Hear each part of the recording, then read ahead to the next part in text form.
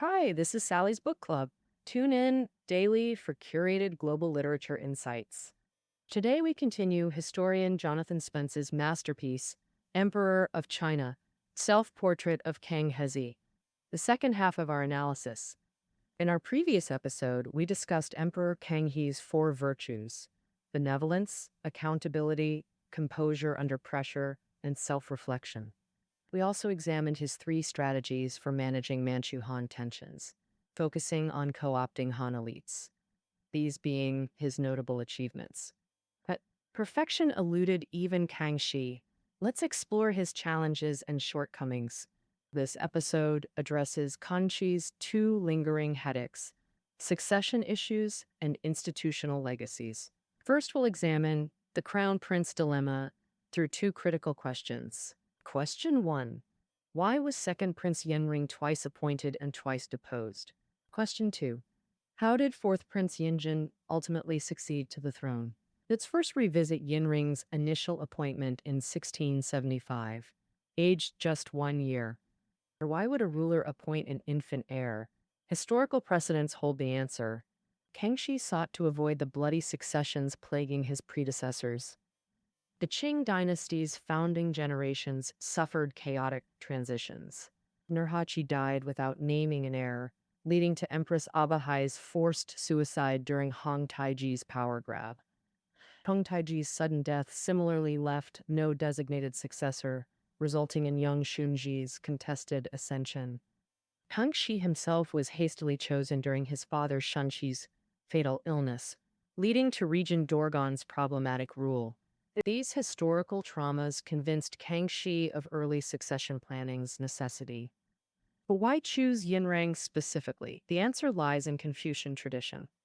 As the legitimate eldest son, firstborn of the empress, Yinrang followed Han dynastic primogeniture. This system aimed to prevent succession disputes through clear hereditary rules.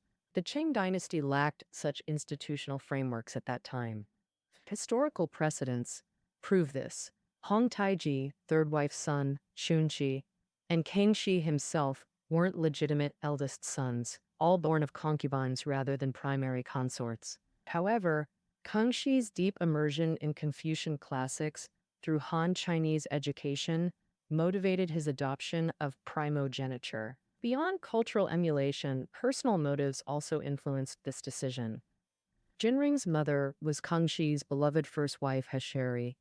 Her tragic death during Yinring's birth profoundly affected Kangxi, making the son a living memorial to their love. Fast forward to 1708, Kangxi's first abolition of Yinring's heir status. The immediate trigger occurred during the imperial hunting expedition to Mulan v. Chang when 18th Prince Yinji fell ill.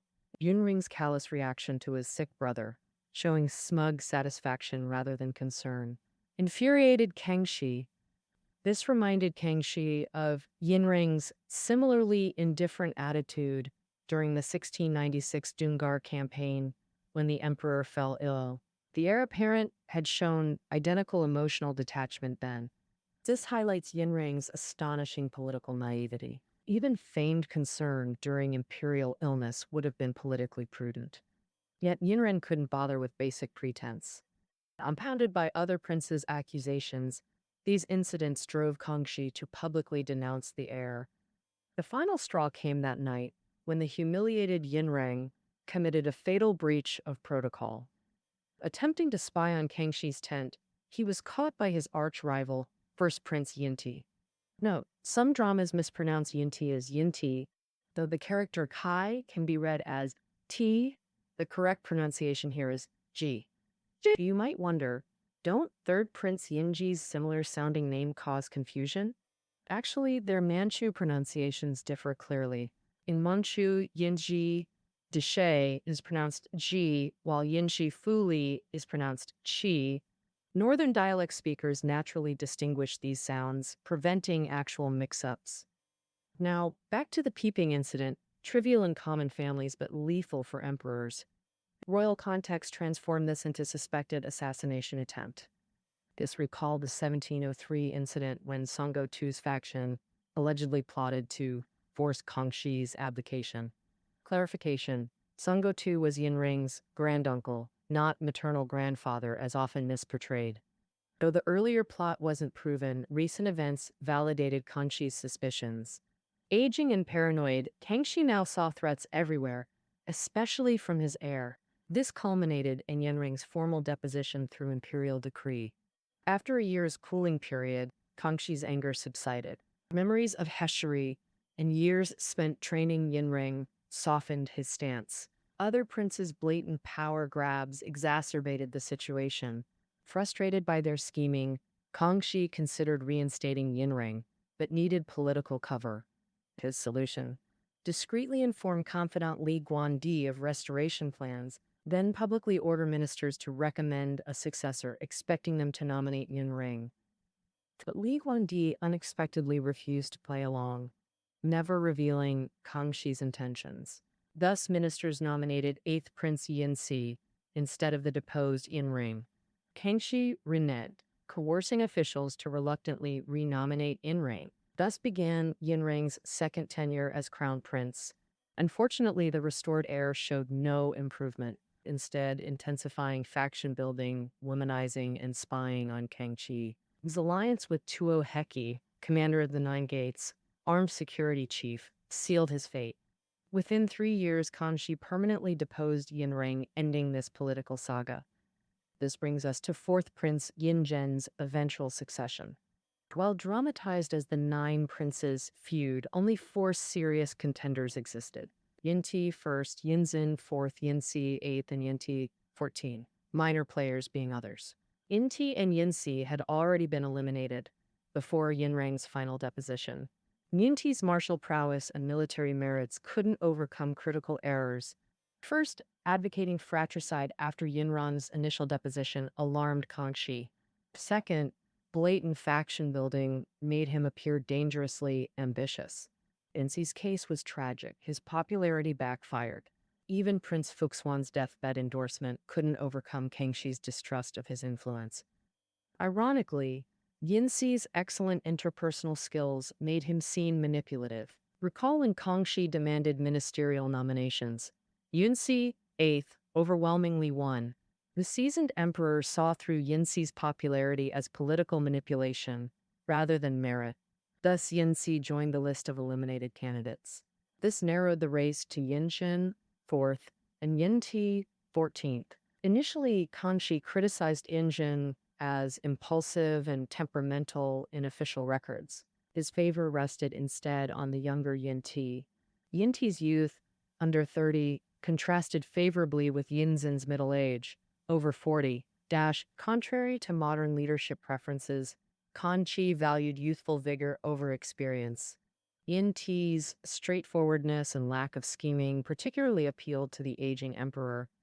The 1718 Mongol invasion of Tibet proved Yinti's testing ground.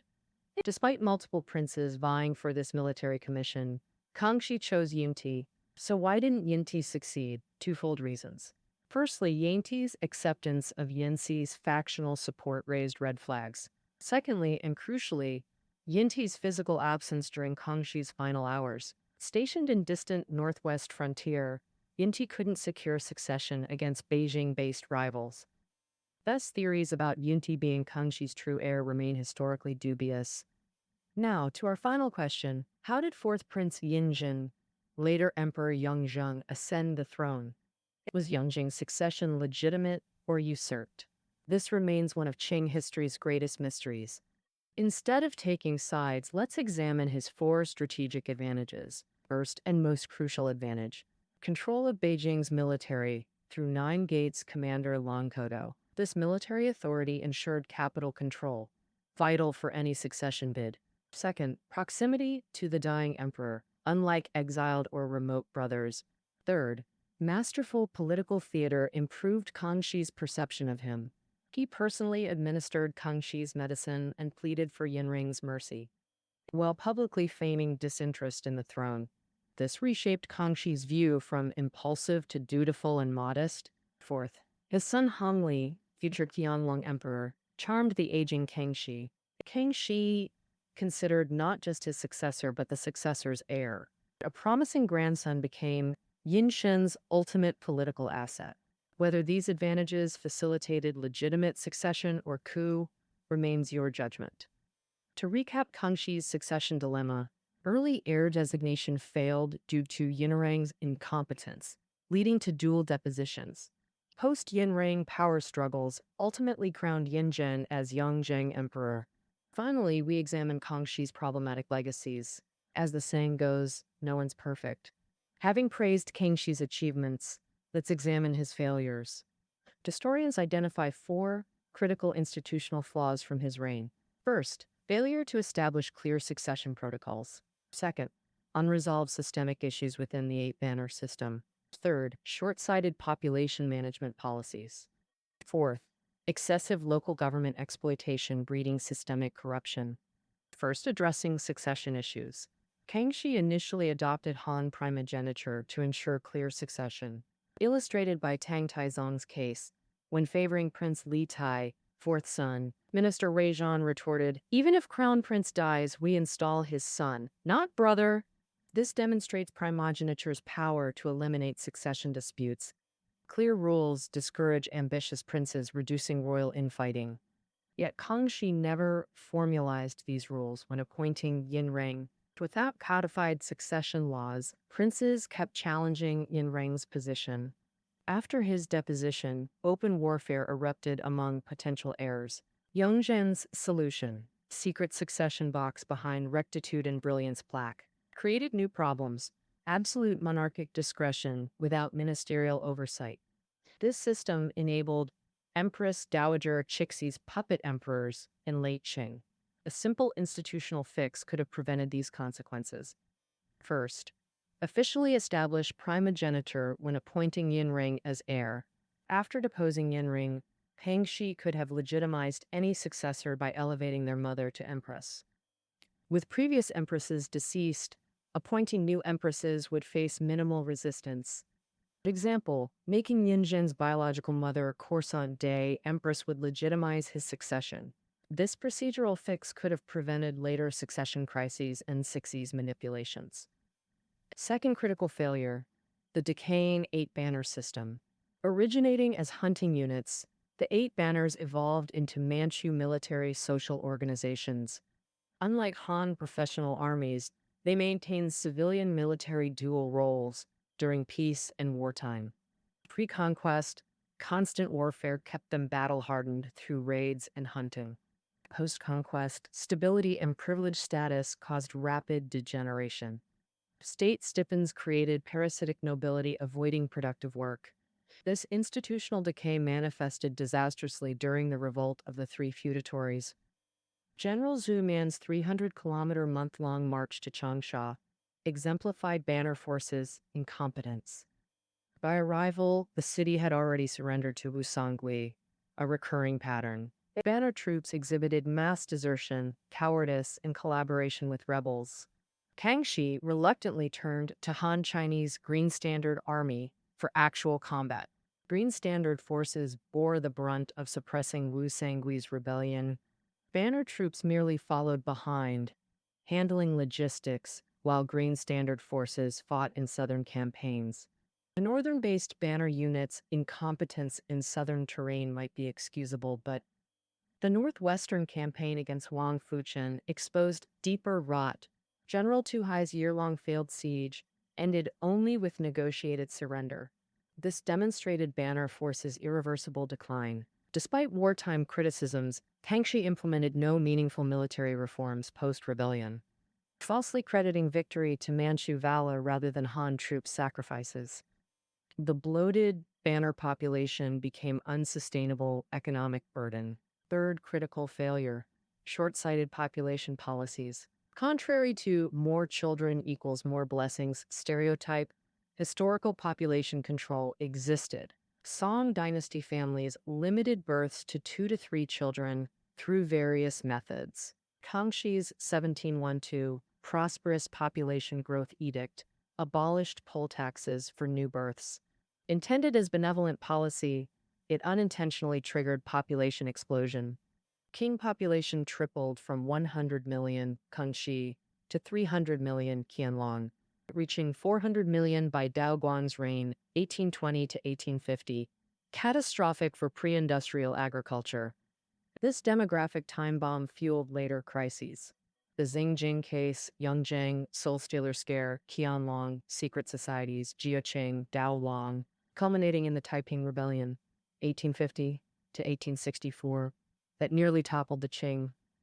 All rooted in Kangxi-era population policies' unintended consequences. Ultimately, population pressures exploded into violent revolts. Fourth, critical failure. Systemic local government exploitation breeding corruption. Consider Kangxi's cash-burning endeavors. 8-year Three Feudatories War, 8-year Dungar campaigns, 6 Southern tours, frequent tax exemptions, all requiring astronomical funding. Military campaigns consumed provisions for hundreds of thousands of troops. Imperial tours mobilized thousands, consorts, officials, guards, all requiring lavish upkeep. This begs the question, how is it financed? Through systematic local exploitation. Tax revenues were traditionally split. Central Treasury, 60 to 70%, and local reserves, 30 to 40%. Kangxi slashed local allocations to enrich the Central Treasury. 1,680 records show local reserves at 6.55 million towels, 1.8 million less than 1,654 levels. This represented nearly 25% of Ming Dynasty local reserve standards. By Kangxi's later reign, local reserves plummeted to 1.64 million taels through further cuts. While central coffers bulged with 40 to 50 million taels, local treasuries stood empty. Desperate local governments resorted to illegal exactions, inventing new taxes, levying unauthorized fees, despite severe punishments for exposure. Thus, Kangxi-era corruption became institutionalized survival mechanism. To recap Kangxi's 4 major institutional failures. 1. Unresolved succession crises. 2. Decaying 8-banner system. 3. Demographic time bomb. 4. Local governance collapse. These structural flaws haunted the Qing dynasty until its collapse. First, unresolved succession system. Second, unaddressed 8-banners corruption. Third, demographic policy short-sightedness. Fourth, systemic local government exploitation. Let's conclude with Kangxi's self-assessment from his final edict. Though unworthy to compare with ancient sage rulers, I've exhausted every effort in governance these 61 years, striving for national prosperity and public welfare through meticulous governance, even correcting typos in memorials before dispatch. Military campaigns executed prudently, suppressing rebellions, reclaiming Taiwan, minimizing civilian casualties, personally abstaining from wine and lust, devoted to scholarship, avoiding sycophants. Unlike Qin Shi Huang or Han Wudi, I rejected omens and immortality pursuits. Though avoiding self-criticism, his defense of predecessors revealed awareness of imperial limitations. The aging emperor's greatest anxiety remained unresolved succession. Twice-appointed heir Yin Rang failed, other princes equally unsatisfactory. Ministers' urgings for heir designation met chronic indecision. Thus concludes our analysis of Kangxi, merits and flaws alike becoming historical legacy. This concludes Emperor of China, Self-Portrait of Kangxi. Find key takeaways below the audio. Until tomorrow.